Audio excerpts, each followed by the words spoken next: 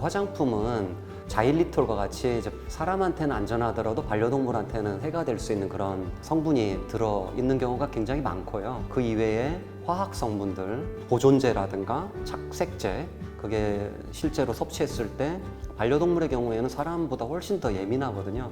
어떤 여러 가지 문제를 일으킬 수가 있습니다. 식물에서 유래된 허브류, 꽤 고농축으로 들어가 있는 경우도 있고, 한방 제품들, 한방, 이게 다 식물이니까 이제 그런 것들은 좀 조심해야 됩니다. 동물병원에 내원해가지고 치료받는 케이스가 있었어요. 그게 이제 티트리 오일이라고 사람들이 이제 얼굴에도 바르고 아로마로도 쓰고, 근데 그게 반려동물한테는 굉장히 이제 적은 양으로도 간독성을 일으킬 수 있기 때문에 증상이 굉장히 경미한 경우에는 그냥 하루 이틀 보셔도 돼요. 활동성 있고 밥 잘 먹으면은 자연스럽게 괜찮아질 가능성이 높습니다.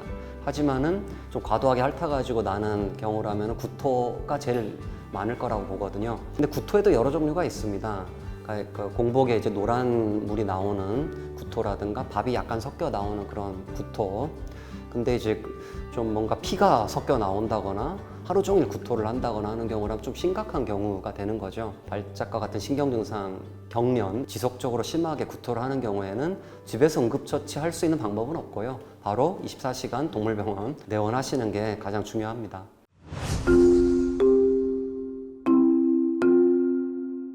반려동물 산업은 내가 마음만 가지고 내가 동물을 좋아하기 때문에 어떤 업체를 만들고 제품을 만들고, 이것도 되게 중요한, 진정성에 있어서 되게 중요한 요소라고 저는 보는데, 더불어서 전문성도 갖춰야 된다고 보거든요. 영양제라면 효과가 있는 걸 만들어야 되고, 주식이라면은 영양 불균형이 초래되지 않는 그런 음식을 만들어서 제공해 줘야 되죠. 근데 제가 쭉 보면은 진정성은 있는데 전문성이 없어가지고 자칫 좀 문제될 수 있는 상황을 만드는 경우를 꽤 많이 봤거든요. 어려운 점이라기보다는 안타까운 점이죠.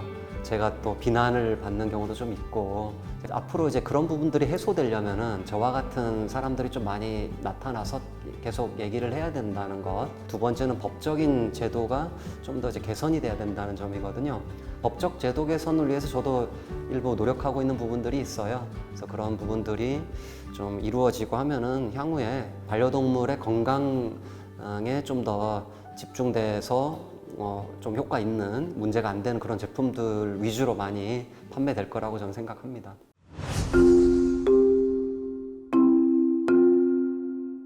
우리 개와 고양이는 거짓말을 하지 않고 속이지 않고, 강아지의 경우에는 자기 자신보다 주인을 더 사랑하거든요. 강아지들을 볼 때마다, 고양이들을 볼 때마다 너무너무 예쁘고 기쁘고 웃음을 짓게 되고 우리한테 정말 큰 가치를 주는 존재라는 거죠. 과거에는 그야말로 개고양이 밖에서 막 키우고 짬밥 주면서 그냥 대충 키우는 그런 분들이 대다수였는데 지금 많이 바뀌었습니다. 제가 영양상담 진행하면서 종양 환자인데 내 생명을 1년 줄이고 이 아이의 생명을 1년 늘렸으면 좋겠다라는 분도 봤고요. 그리고 대학생인데 돈이 없는데 자기는 라면 먹으면서 강아지한테는 소고기를 사주는 그런 대학생도 봤어요.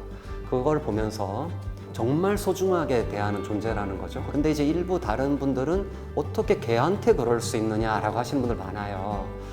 물론 그분들도 이해해요. 그분들이 소중하게 대하지 않는 존재니까 그런 말씀 하실 수 있어요. 하지만은 저는 얘기 드리고 싶은 거죠. 만약에 당신이 정말 소중하게 생각하는 존재가 있는데 그거를 우리가 같이 똑같이 존중해 준다면은 얼마나 좋겠느냐라는 말씀을 해주고 싶어요. 그래서 개와 고양이는 우리한테 정말 즐거움과 행복을 주는 존재고, 그거를 특별히 소중하게 대하는 그런 분들이 많이 계시고 많이 늘어났고, 그래서 이제 그런 부분들을 존중해주고 같이 어우러진다면은 공존하며 잘 살 수 있지 않을까 그렇게 생각합니다. We are real family. 우리는 진짜 가족입니다.